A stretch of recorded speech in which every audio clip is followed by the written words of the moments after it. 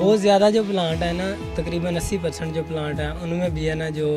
पानी नहीं सही आ रहा। सुबह अक्सर मैं यहाँ पर पानी भरने के लिए आता हूँ तो पानी के अंदर जंग के ज़रात ऐसे तो आते हैं, कोई ना फ़िल्टर चेंज हो रहा है ना कोई, ये गंदगी के निज़ामात आप देख रहे हैं कि सीवरेज ब्लॉक है हर तरफ।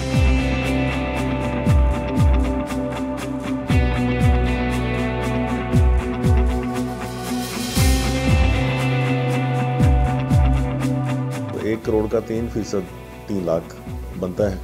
तो उस 3% जो हिस्से हैं उनके बारे में जो हमें कंप्लेंट आती है वो हम अटेंड करते हैं, और कई दफ़ा कंप्लेंट नहीं भी आती। इसमें कुछ एरियाज़ तो ऐसे हैं जो वासा के एरिया में नहीं फॉल करते, जैसे दरिया के बेड के अंदर लोग रह रहे हैं और दरिया में गंदा पानी दरियाओं नालों का चल रहा है और वहाँ पे लोग हैंडपम्प भी लगा के बैठे हुए हैं या ट्यूबवेल।